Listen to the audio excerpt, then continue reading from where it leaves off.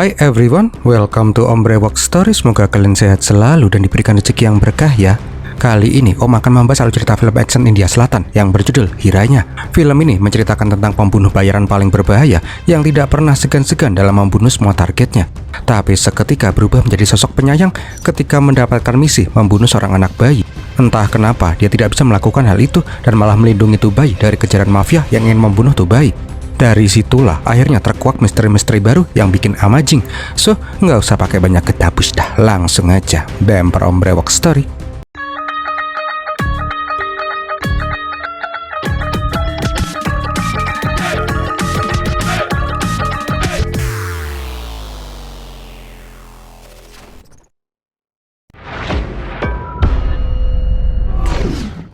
Awal kisah kita diperlihatkan bapak-bapak buta yang ingin menyeberang jalan. Nah, di saat itu ada anak kecil yang ingin membantu menyeberangkan tuh bapak-bapak buta. Tapi naasnya tuh bocah nggak tolah-toleh dan langsung nyebrang aja. Alhasil tuh bocah pun langsung mencedel keprenyek, hampir ditabrak mobil yang dikendarai oleh orang bernama Vishnu. 6 bulan kemudian diperlihatkan Vishnu dan istrinya Abhinaya sedang berkendara menggunakan mobil. Mereka yang masih pengantin baru terlihat sangat mesra. Abi juga meminta Vishnu untuk tidak capek-capek kerja. Kasian kamu, malamnya udah kerja keras nyodok lubang, siangnya harus kerja keras banting tulang. Nah, karena haus, Vishnu berniat memberikan kelapa muda untuk si Abi. Naasnya seperti film Final Destination, Vishnu yang pernah menabrak anak kecil harus bernasib sama. Dia pun harus tewas kemerenyek karena ditabrak truk yang picek matanya. Melihat kematian suaminya, Abi pun langsung pingsan karena nggak kuat menahan semua ini. Ketika Abi pingsan, ada mas-mas yang langsung ngecek pergelangan tangannya si Abi. Dan dengan bangga seakan gak punya dosa, tuh orang bilang Abi sedang mengandung. Usia kandungannya 1 bulan 12 hari 3,5 jam. Jenis kelaminnya tuh cewek. Belkedes, cuman ngecek nadi bisa lebih presisi daripada USG. Keren emang ini abang-abangan orang India. Beberapa bulan kemudian, Abi melahirkan bayinya dengan selamat. Nah, di saat yang bersamaan, diperlihatkan orang misterius yang mendatangi rumah sakit itu. Sosok itu pun langsung memasuki bangsalnya si Abi dan mengeluarkan belati. Untung saja Abi siuman di saat yang tepat. Dengan lemas dia memanggil kakak iparnya. Pas dicek nggak ada orang sama sekali. Mbak Laksmi pun bilang mungkin Abi itu cuma halu karena habis melahirkan. Beberapa hari kemudian Abi dan bayinya sampai di rumah. Namun anehnya kakaknya si Abi yang bernama Satya Prakas terlihat kayak gimana gitu memandangi si Abi yang baru pulang dari rumah sakit. Beberapa minggu kemudian diperlihatkan sosok yang kemarin datang kembali. Kali ini dia langsung menikam tuh bayi hingga tewas. Walah, cumi toh cuman mimpi. Abi yang mimpi kayak gitu jelas saja sampai ke meropyak hatinya. Tapi dia pun langsung shock karena emang benar ada sosok misterius yang hendak membunuh anaknya. Jelas saja si Abi pun langsung nyawat bayinya dan bengak-bengok tulung. Sama kayak sebelumnya, sosok misterius itu pun kembali kabur tanpa berbuat apapun. Karena ini udah kedua kalinya, Abi meminta kakaknya untuk lapor polisi aja. Tapi Prakas dan Laksmi juga bingung karena emang mereka itu nggak melihat ada tanda-tanda orang mencurigakan. Karena udah malam juga dan pasti akan dicuekin kalau lapor polisi malam-malam kayak gini. Prakas dan Abi pun datang ke kantor polisi besok paginya. Kebetulan banget, inspektur yang bertugas di kantor itu adalah Dilip Kumar, teman Abi semasa kuliah. Dilip yang dulu emang pernah suka-sukaan sama si Abi, bertanya gimana kabar si Vishnu. Tapi seketika Abi pun langsung cembetut karena suaminya itu telah meninggal 1 tahun yang lalu. Nggak usah pakai lama deh ya, Abi dan Prakas pun menjelaskan apa yang sedang mereka alami. Karena yang laporan mantan cem-cemannya dulu pas di kampus, Dilip pun langsung menindaklanjutin laporannya si Abi. Dilip juga akan mengirim anak buahnya untuk berjaga di rumahnya si Abi. Nggak perlu tuh namanya surat laporan, uang pelicin, dan sebagainya. Nah, di malam harinya, pria misterius pun kembali mendatangi rumahnya si Abi. Karena melihat abdi negara berjaga melindungi rakyatnya tanpa pamrih, pria misterius itu pun akhirnya mengurungkan niatnya sebagai bentuk respek terhadap dedikasi polisi India yang keren abis. Beberapa hari berselang, di antah berantah ada maklar pembunuh bayaran yang bernama Giris Botak. Dia itu mendapatkan job pembunuhan. Setelah tuh pelanggan cabut, Giris langsung memerintahkan anak buahnya si Salim untuk mencari pembunuh bayaran paling barbar yang mereka punya, si Rana. Nah, di lain tempat diperlihatkan rumah mafia Nasima. Terlihat tuh mafia sangat ketakutan karena dia tuh dapat info intel kalau ada orang yang sedang mengincar nyawanya. Tak berselang lama, semua anak buahnya si Nasima udah kebalik-balik tewas dibantai. Waduh, bikin kaget aja. Melihat suaminya uring-uringan, bininya si Nasima menyuruh si Nasima bobo aja. Nah, di saat itu Nasima menyuruh keluarganya jangan pergi keluar kamar. Nasima juga langsung mengeluarkan pistolnya buat jaga-jaga. Nah, pas mau nelpon anak buahnya, Nasima itu sadar kalau semua anak buahnya udah pada geletak di ubin. Dan jeng-jeng, sosok pembunuh bayaran paling bengis pun keluar, Rana. Gak mau mati konyol, Nasima pun menawarkan uang berkali-kali lipat asalkan dia bisa dibiarkan hidup. Tapi Rana itu nggak mau peduli. Misinya itu harus selesai. Itulah prinsipnya. Punya pistol buat apaan, bos? Malah pakai botol. Ya, ente langsung dapat gelar almarhum lah. Setelah menyelesaikan tugasnya, Rana pun langsung mendatangi markasnya si Giris. Rana itu dapat tugas lagi membunuh seorang anak bayi. Dan bayi itu bukan lain adalah anak bayinya si Abi. Aslinya sih, Rana itu nggak mau ngambil tuh job karena pekerjaannya terlalu receh. Bunuh kok bayi, gampang amat lah, nggak ada gregetnya. Tapi Giris itu ngasih tahu kalau misi ini penting dan bayarannya cukup banyak. Ya udah deh, akhirnya si Rana pun setuju. Gaskui. Singkat cerita, Rana pun langsung mendatangi rumahnya si Abi. Dia juga langsung mengalahkan semua polisi yang berjaga di sana. Di saat ingin menculik tuh bayi, Abi mencoba melindungi anaknya. Alhasil, Abi pun langsung budak separuh karena digaplok sampai puyeng. Bukannya membunuh tuh bayi di tempat, Rana malah masukin tuh Debay ke tas. Udah kayak bawa seblak aja tuh orang. Nah, di perjalanan, tuh bayi pun gak berhenti-hentinya menangis. Namun tiba-tiba ada mobil yang mencoba memepet dan menghalang-halangi mobilnya si Rana. Jengkel sama itu mobil, Rana pun langsung nabrak tuh mobil sampai kemblusuk. Rana yang emosi langsung turun dan pengen membunuh tuh orang. Tapi pas dilihat ternyata cewek coy. Yang lebih epicnya lagi, tuh cewek sedang mengandung besar dan akan segera melahirkan. Cewek itu meminta tolong ke Rana untuk membantunya membawanya ke rumah sakit. Tapi Rana yang pembunuh kejam jelas saja ogah. Dia itu nggak mau ada saksi mata, sehingga dia langsung ingin membunuh tuh ibu hamil. Nah, di saat itulah tiba-tiba hati Rana yang seperti batu koral langsung luluh ketika melihat cabang bayi yang mak ceplor lahir. Entah kenapa melihat anak itu lahir, Rana malah jadi keinget dosa-dosanya yang membunuh orang-orang tanpa ampun. Merasa dilema, Rana pun malah mengantar tuh cewek ke rumah sakit. Bahkan Rana juga membayarkan uang perawatan ibu dan anak itu. Nggak lama kemudian, Rana pun sampai di markasnya si Giris sambil membawa tas tentengan yang berisi Debay. Nah, di loteng terlihat ada sniper yang sedang mengeker. Sniper itu dapat perintah setelah bayi itu mati, dia harus membunuh si Giris dan yang lain untuk menutupi saksi mata dan bukti. Nah, di satu bayi mau dibunuh, seketika Rana langsung menahan tangannya si Raffi. Rana bilang, kali ini nggak benar, nggak seharusnya mereka membunuh bayi yang belum punya dosa. Selama ini Rana hanya membunuh orang-orang jahat yang emang pantas mati. Tapi Giris tuh nggak mau denger, simpati kayak gitu, kelak akan membunuh si Rana. Jengkel si Rana itu nggak mau dibilangin baik-baik, Giris langsung menodongkan pistolnya. Lah, jagoan peran utama ditodong ya, si Giris langsung dipelekoto lah. Nggak cuman menghajar bos botak, Rana juga menghajar semua orang di sana tanpa ampun. Lah, lihat diri aja ya, orang mental-mental masa om ceritain.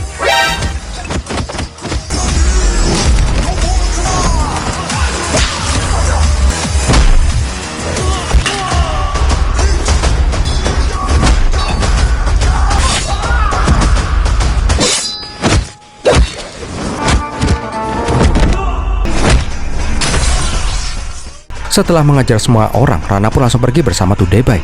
Nah, di sisi lain, kita diperlihatkan maling mobil yang bernama Paul. Udah gitu aja. Bridging yang nggak guna sama sekali.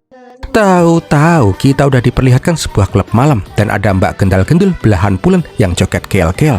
Nah, kalau ini mah berfaedah buat mata.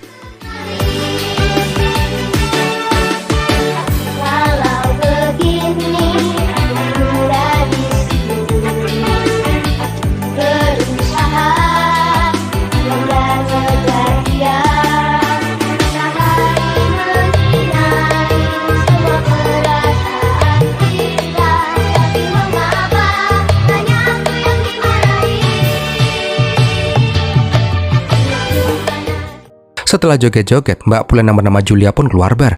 Rupanya Julia ini adalah teman sekaligus pacar bercocok tanamnya si Rana.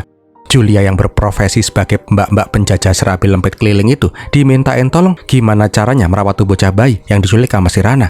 Julia yang juga punya seorang putri menyarankan si Rana mengembalikan tuh bayi ke keluarganya aja daripada bikin keder. Tapi Rana punya pemikiran lain. Kalau tuh bayi dikembalikan sekarang, pasti Giris akan menyuruh pembunuh bayaran yang lain untuk membunuh tuh orok. Seenggaknya Rana akan melihat perkembangannya sebelum memutuskan tuh orok mau diapain. Karena butuh tempat aman, Julia yang kemarin dikasih kunci apartemen sama sweet daddy-nya mengajak si Rana ke apartemen itu. Nggak pakai lama, Julia yang seorang ibu langsung memasakkan susu untuk bayi itu. Namun tak lama kemudian, Julia dapat orderan om-om galau yang lagi butuh belayan si Julia. Ya udah deh, Julia yang harus tugas meninggalkan si Rana dan bayi itu sementara waktu. Keesokan paginya, Rana kembali bermimpi tentang wanita yang dia tolong kemarin. Karena kejadian itu, hidup Rana yang brutal berubah menjadi seperti sekarang. Nah, mendengar orok itu terus-terusan aja menangis, Rana mulai kehilangan kesabarannya. Dia mengancam akan membunuh tuh orok kalau tuh orok nggak mau berhenti oek-oeknya. Lah, bayi diancem, si itu sehat, bos. Nggak kuat dengan tangisan tuh bayi, Rana kembali menelpon si Julia. Julia bilang setelah mengantar putrinya ke sekolah, Julia akan segera ke apartemen. Nah, di sisi lain, Dilip melakukan investigasi mendalam. Dilip juga mencoba menenangkan si Abi yang menangis terus-terusan. Dilip berjanji akan menemukan bayinya si Abi dan menangkap dalang dari semua ini. Di sana juga Dilip bertanya ini itu ke Prakas. Pokoknya semua alibi seisi rumah di cross check sama si Dilip. Dilip juga bertanya soal properti rumah yang mereka tinggali. Rupanya semua properti ini milik si Vishnu dan sudah diwariskan atas nama anaknya. Dilip menanyakan hal itu untuk mencari motif dari pelaku. Apakah berhubungan dengan semua kekayaan mendiang si Vishnu? Nah, di saat yang bersamaan, Julia datang ke apartemen yang sudah penuh dengan asap udut. Julia pun marahin si Rana karena merokok di dekat anak bayi. Julia beralasan kenapa dia telat, karena dia mampir dulu ke toko bayi buat beli perlengkapan bayi. Setelah ganti popok dan nenek to Debay, Julia langsung menghampiri si Rana. Julia sadar kalau Rana itu sekarang lagi emosian karena tegang. Untuk melepaskan ketegangannya si Rana, Julia mengajak Rana untuk tanam-tanam ubi. Ya, seenggaknya ngasih nenek juga ke Rana lah, biar dia nggak iri. Asik nih mah. Namun, baru juga foreplay, Julia dapat telepon dari rumah sakit yang memberitahu kalau putrinya si Julia mengalami kecelakaan. Panik mendengar itu, Julia pun langsung bergegas ke rumah sakit. Naasnya, pas sampai di sana, kondisi putrinya sangat parah dan sekarang dalam kondisi koma. Dokter mengatakan kalau pasien harus segera dioperasi bila ingin selamat. Tapi permasalahannya, biaya operasinya sangat mahal, 1 juta rupiah. Semakin lama operasinya ditunda, semakin susah juga pasien bisa hidup. Bingung harus gimana, Julia menghubungi semua pelanggan-pelanggannya. Julia ingin meminjam uang dari para om-om gatel itu, tapi apa yang dia dapat? Hinaan dan penolakan. Mereka semua itu cuma menginginkan tubuhnya si Julia aja, nggak lebih. Seakan sudah tidak punya harapan lagi, Julia melihat berita di TV yang menayangkan penculikan dari putri pengusaha sukses Vishnu dan Abi. Gara-gara hal itu, Julia jadi kepikiran ide gila.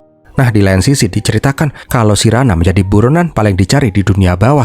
Foto-fotonya pun disebar ke segala penjuru kota untuk menemukan tubuh yang onar. Nggak lama berselang, Julia pun sampai ke apartemen. Dia pun menceritakan apa yang dia alami. Kalau Rana emang nggak mau mengembalikan tuh bayi ke orang tuanya sekarang, Julia pengen meminta tolong. Julia akan meminta uang tebusan ke orang tua bayi itu untuk biaya pengobatan putrinya. Rana yang mendengar itu tidak keberatan, karena dia juga udah mulai kehabisan kesabarannya dengerin tangisan tuh bayi. Nggak pakai lama, Julia langsung menelpon nomor yang tertera di berita. Ngeheknya, yang mengangkat malah si Prakas. Julia meminta uang tebusan 1 juta rupiah kalau tuh orok mau selamat. Nah, di saat itu, Prakas terlihat terdiam sejenak. Setelahnya, dia baru setuju dengan permintaannya si Julia. Di saat yang bersamaan, Abi melakukan konferensi pers. Dengan menangis, Abi meminta penculik mengembalikan bayinya. Abi bersedia menyerahkan seluruh hartanya untuk ditebus dengan bayinya itu. Karena konferensi pers itulah, berita penculikan tuh orok menjadi berita nasional. Karena melihat Abi yang seperti itu, Julia akhirnya nggak tega juga.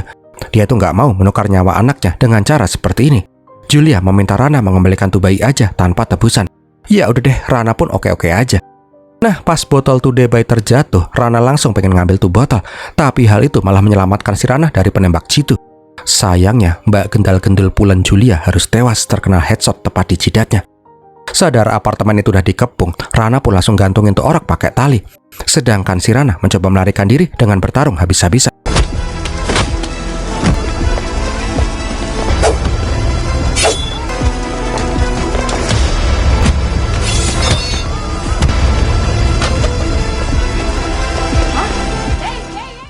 Sambil menggendong tuh Debay, Rana mencoba segala cara untuk kabur.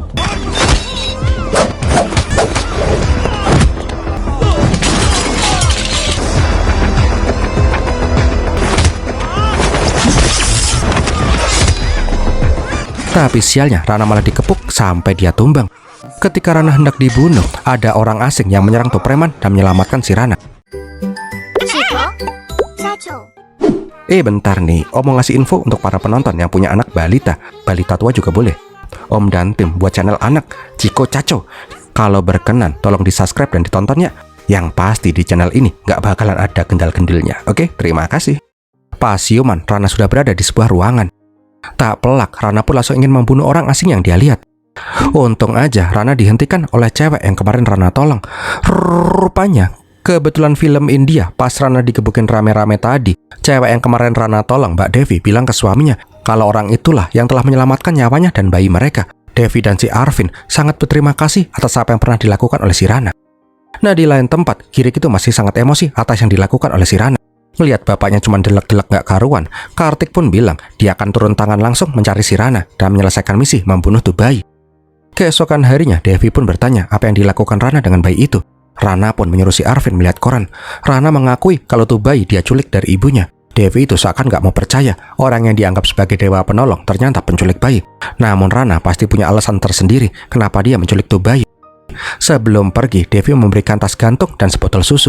Devi juga bilang kalau Rana butuh bantuan apapun, jangan segan-segan minta tolong kepadanya. Karena Rana itu sudah Devi anggap sebagai kakaknya sendiri. Setelah pergi dari rumahnya si Devi, Rana pun bingung harus gimana. Kalau dia terus membawa tuh bayi, mereka berdua akan menjadi sasaran empuk. Dengan nyolong HP orang mabuk, Rana menelpon Inspektur Dilip. Rana berniat mengembalikan tuh bayi ke Dilip 2 jam dari sekarang di tempat yang sudah ditentukan oleh si Rana. Bangkainya, pas mau menemuin si Dilip naik bajai, supir bajai itu menyadari kalau penumpangnya itu adalah si Rana, orang paling dicari di dunia bawah. Karena hal itu juga lah, tuh supir bajai pun langsung membawa si Rana ke tempat tongkrongannya. Di sana, Kartik dan anak buahnya sudah menunggu untuk mengeksekusi si Rana sama tuh Debai. Nggak mau kayak film-film India yang lain, Rana itu sadar diri, dia itu pasti akan mati konyol kalau melawan orang segambreng kere kayak gitu. Dan Rana pun langsung kabur dan mencuri sebuah mobil. Tak pelak kejar-kejaran pun terjadi. Sampailah di sebuah lapangan kosong. Lah kok Rana malah berhenti di sana? Oh, om kira ini jagoan beda sama yang lain. Tapi podo wae bro. Rana bilang dia sengaja membawa semua orang ke sana agar Rana bisa bebas membantai semua orang bangke-bangke ini. Oh wis lah, sakarepmu bos. Lihat diri aja ya, om lagi males jadi komentator orang berantem.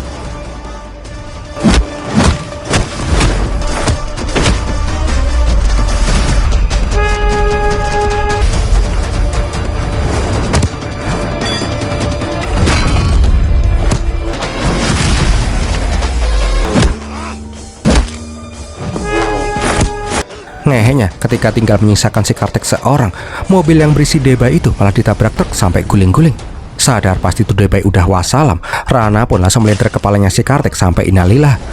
Nggak cuman itu, Rana juga langsung membunuh tuh supir truk bangke sampai motor. Ketika Rana merasa amat marah karena tidak bisa menyelamatkan tuh bayi, dari balik pohon keluarlah si Paul bersama bayinya. Lah kok iso?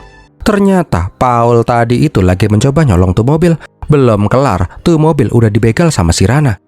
Pas sebelum ditabrak sama truk, Paul berhasil menyelamatkan diri bersama tuh Debai. Gara-gara melihat gelutnya Rana yang keren mampus, Paul pun menjadi kesengsem dan berniat membantu si Rana. Paul juga mengajak si Rana ke rumahnya untuk sementara waktu. Sebelum pergi ke rumahnya si Paul, Dilip menelpon si Rana. Dilip itu marah-marah karena si Rana itu ingkar janji. Tapi Rana kembali bilang kalau dia akan mengembalikan tuh bayi, tapi ada sesuatu yang harus dia lakukan dulu sebelum mengembalikan tuh bayi. Rana penasaran kenapa bayi itu menjadi incaran para pembunuh profesional. Singkat cerita, Rana dan Debai sampai di rumahnya si Paul. Paul bilang akan menjaga Rana dan Debai itu sebisa mungkin. Di sana, Rana meminta tolong ke Paul untuk menyelidiki latar belakang tuh bayi, kenapa bayi itu menjadi sasaran pembunuhan.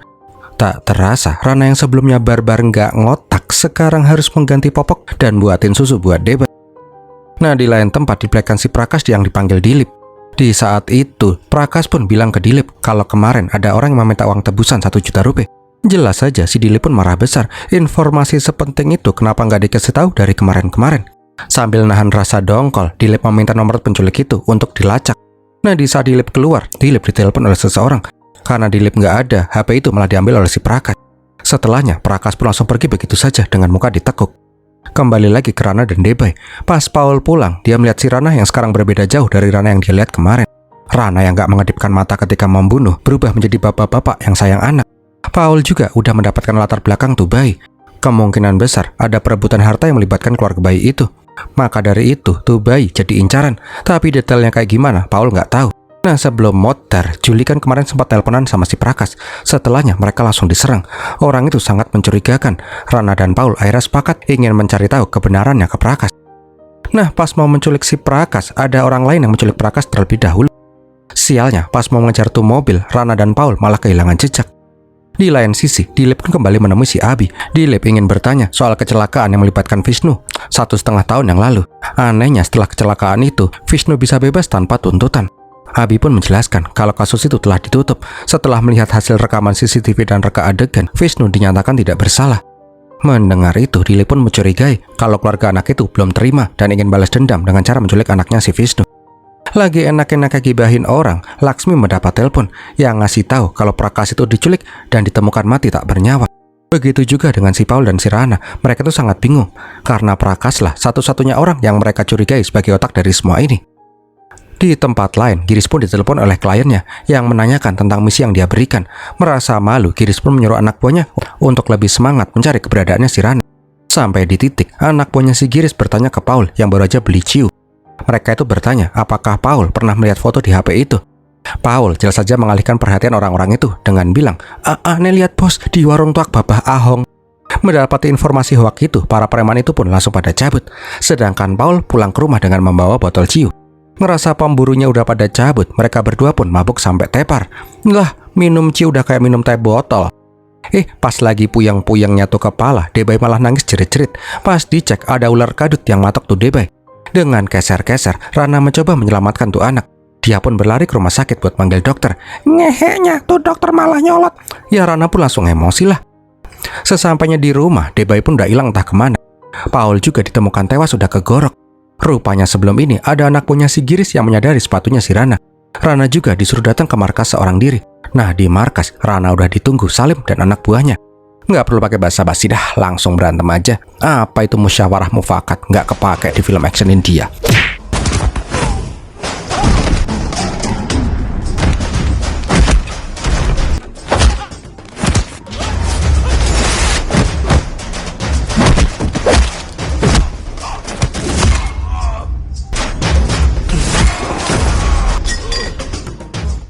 Setelah membunuh semua orang di sana, Rana mengambil teleponnya si Salim yang berdering. Giris yang mendengar kalau yang mengangkat telepon adalah si Rana, langsung kena mentalnya. Rana pun berkata kalau selanjutnya Giris yang akan Rana bunuh. Oh iya, Debaynya gimana? Kan kepatok ular. Ternyata dia tuh nggak kepatok, cuman dikubit-kubit sama ular aja, jadi dia masih aman. Ngerasa ini udah keterlaluan dan nyawa Debay dalam bahaya, Rana memutuskan akan menyerahkan Debay ke Dilip. Awalnya sih Dilip kaget karena Rana datang ke rumahnya. Nah di dalam Rana menjelaskan semuanya. Rana berjanji akan menyerahkan diri setelah mengorek informasi ke Giris siapa yang menyewa dia untuk membunuh anak kecil tak berdosa ini. Setelah Rana membunuh orang itu, Rana akan menemui si Dilip lagi. Tapi seketika Rana langsung dikeplak sama si Dilip. Ketika siuman, Rana kaget karena ruangan itu penuh dengan foto Abi. Yang lebih bangkitnya lagi, Dilip bilang Rana itu nggak perlu capek-capek nyari orang yang merencanakan semua ini, karena orang itu ada di depan mukanya si Rana. Oh bangke, sejak awal ini adalah rencananya si Dilip. Dialah sosok misterius yang menteror si Abi. Dia jugalah yang memberikan job ke Giris untuk membunuh tuh Debay. Bahkan dia juga menyewa sniper untuk membunuh semua orang yang berhubungan dengan kasus ini. Kenapa Dilip melakukan itu semua? So kita flashback beberapa tahun yang lalu ketika si Dilip masih berkuliah. Seperti yang kita udah tahu, Dilip itu punya rasa sama si Abi. Puncaknya pas Dilip dikasih surprise ulang tahun sama si Abi dan teman-temannya. Mendapati perhatian seperti itu, Dilip merasa amat bahagia. Dari kecil, dia itu emang udah yatim piatu. Dia itu cuma punya satu saudara. Tapi sekarang, dia punya teman-teman yang menyayangi dirinya. Mendengar itu, Abi pun langsung memeluk si Dilip. Karena perhatiannya Abi ke Dilip, sahabat Dilip yang bernama Baskar menyarankan si Dilip segera mengutarakan perasaannya. Baskar tahu benar kalau Dilip itu sangat menyukai si Abi. Tapi Dilip itu terlalu pengecut untuk mengutarakan perasaannya. Karena hal itulah, Baskar mencoba membantu si Dilip untuk mendekati si Abi. Sampai suatu hari, Dilip memberanikan diri bilang kalau dia ingin meminjam kameranya si Baskar. Sebentar lagi Abi akan ulang tahun. Dilip yang sadar diri kalau dia tuh kere, pengen membuat hadiah yang berkesan, tapi gratis. Dia akan memotret kesehariannya si Abi dan memberikannya sebagai hadiah ulang tahun. Dilip juga udah memantapkan hatinya. Di hari ulang tahunnya si Abi, Dilip akan mengutarakan cintanya. Singkat cerita, selama beberapa hari, Dilip selalu mengambil fotonya si Abi secara sembunyi-sembunyi. Nggak lupa, Dilip juga udah membayangkan bisa menjadi pacarnya si Abi. Pokoknya halu parah dah. Nah, sampai di malam sebelum ulang tahunnya si Abi, Dilip itu sudah menyelesaikan kadonya. Di malam itu juga, tiba-tiba si Abi menelpon si Dilip. Abi seperti ingin bilang sesuatu ke Dilip, tapi karena udah terlalu malam, Abi nggak jadi bilang dan akan ngasih tahu besok pas pesta ulang tahunnya. Singkat cerita, Dilip pun sampai di pesta ulang tahunnya si Abi, plus dengan kado yang sudah dia buat sepenuh hati. Melihat Dilip, Abi pun langsung menghampiri si Dilip. Lah kok bablas? Oh bajilah, Abi malah pelukan sama cowok lain. Rupanya itu adalah si Vishnu, pacarnya si Abi. Mereka itu udah pacaran cukup lama, tapi mereka itu emang jarang ketemu karena Vishnu itu bekerja di luar negeri. Nah semalam Vishnu itu melamar si Abi. Itulah kenapa Abi menelpon si Dilip yang udah Abi anggap sebagai sahabatnya. Seketika Dilip seperti tersambar petir. Duar! Lihat sahabat yang ternyata bertepuk sebelah tangan, Baskar ikutan merasakan rasa sakitnya si Dilip. Dia juga meminta maaf karena Baskar lah yang menyuruh si Dilip mengejar si Abi. Setelah tiup lilin happy birthday, Dilip pun sudah tidak kuat lagi. Dia pun pergi meninggalkan pesta itu dengan hati yang remuk redam. Di malam harinya, Dilip merasa amat putus asa. Abi adalah hidupnya. Kalau tidak bersama Abi, apalah gunanya hidup? Mendengar bisikan setan, Dilip pun memutuskan menggame overkan hidupnya sendiri. Dia sengaja berjalan di rel kereta api dan dia pun tewas tertabrak kereta.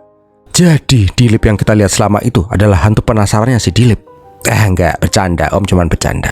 Keesokan harinya, ada mas-mas yang berlari menuju TKP. Rupanya orang itu adalah saudara kembarnya si Dilip. Melihat jasad saudaranya mati, hati Philip sangat sakit. Dia tidak menyangka saudara kembarnya menggame overkan hidupnya sendiri. Ketika menatapi nasib, Philip melihat ada foto Abi. Philip menganggap kalau adiknya itu mati gara-gara wanita itu. Semenjak saat itu, Philip menaruh dendam ke Abi. Dia berniat menghancurkan hidupnya si Abi, seperti Abi menghancurkan hidupnya si Dilip. Untuk melancarkan rencananya, Philip menggunakan identitasnya si Dilip. Dia pun belajar mati-matian agar bisa jadi polisi seperti sekarang. Dan fakta yang bangkeknya lagi, Philip jugalah yang membunuh si Vishnu dengan menabrakkan truk ke Vishnu. Philip jugalah yang menggiring timnya si Giris agar bisa menemukan si Rana.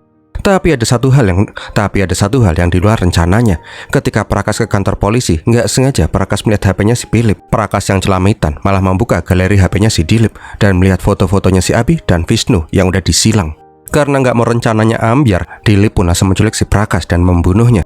Nah, sekarang puncaknya, Dilip akan membunuh Tudebai. Setelah itu, Philip akan kimpoi sama si Abi seperti yang diinginkan oleh si Dilip. Ting tong, ting tong. Siapa itu? Pas membuka pintu, rupanya anak buahnya si Dilip ingin ngasih laporan. Nggak mau mati konyol, Rana yang lihat pisau nganggur langsung nendang tuh pisau sampai nancap di dadanya si Rana. Ngilu. Nah, pas Philip kembali ke kamar, Rana dan Debai udah hilang entah kemana. Tahu-tahu mereka berdua udah ada di mall doang, cowok. Karena fakta kebenaran sudah ketahuan sama si Rana, Philip berpura-pura ngasih konferensi pers dan menjelaskan kalau Rana lah yang menculik Tudebai. Sadar kalau kesaksiannya nggak akan bisa dipercaya, Rana pun punya ide. Habis nyopet HP orang, Rana langsung nelpon si Abi. Dia bilang kalau Debainya itu aman sama dia. Kalau Abi pengen ketemu sama Tudebai, datanglah ke apartemen terbengkalai, cuman berdua sama si Dilip. Bangkainya, pas Rana sampai di apartemen terbengkalai, Giris dan anak buahnya udah standby di sana. Tak pelak, Rana pun ditembakin peluru banyak banget.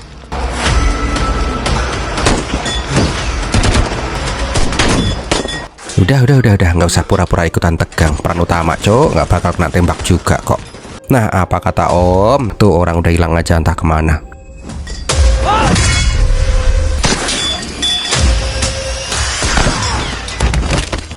Keren, musuh nembak nggak ada yang kena. Pas Rana nembak sambil ngendong anak, kena semua tuh peluru.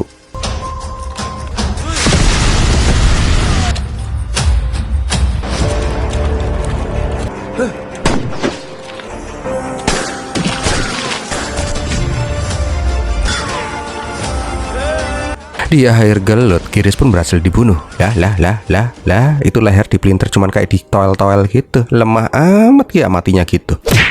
Nah, untuk kelihatan keren, tahu-tahu si Rana udah jegogrok di atas kren memantau Philip datang. Ambolah.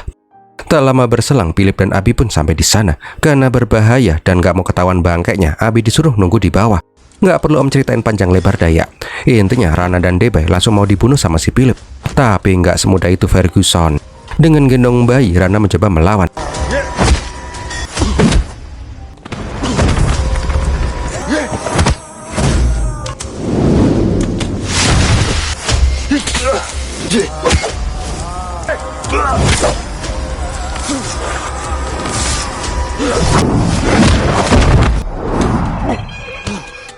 Singkat cerita, mereka bertiga pun pada tumbang. Mendengar Debai yang menangis, Rana mencoba menimang-nimang. Namun setelah itu, Rana pun menghembuskan napas terakhirnya. Rana tewas dengan itulah pokoknya. Sadar Rana udah tewas, Philip juga ingin membunuh tuh Debai. Tapi pas banget waktunya, Abi datang ke sana. Alhasil, Philip pun berpura-pura menembak si Rana berkali-kali. Nah, pas mau cabut dari sana, kunci mobilnya si Philip nggak ada. Ya udah deh, Philip pun naik ke atas lagi buat nyari tuh kunci. Lah kok ada di kantongnya si Rana? Bangkainya tuh kunci tersambung dengan granat. Jadi pas tadi gelut, Rana udah mempersiapkan granat yang disambungkan ke kunci itu. Ketika kunci itu diambil, tiba-tiba Rana dan Philip hancur berkeping-keping. Karena kematiannya si Dilip dalam tugas, polisi memberikan penghargaan tertinggi di kepolisian. Nama Dilip juga menjadi legenda di kepolisian tanpa ada orang yang tahu apa yang udah dilakukan sama si Philip. Dan filmnya pun berakhir. Wow, gimana film ini Sob? Gantung banget ya. Banyak banget plot hole-nya di film ini. Tapi ya udahlah, kalau kalian suka silahkan like, komen, dan share. Jangan lupa subscribe. Kalau ada yang mau support, Om bisa dengan super thanks ya. Om bakal apresiasi sekali. Terima kasih udah nonton sampai di detik ini. Om Brewoks pamit dulu dan Pirmilatihin.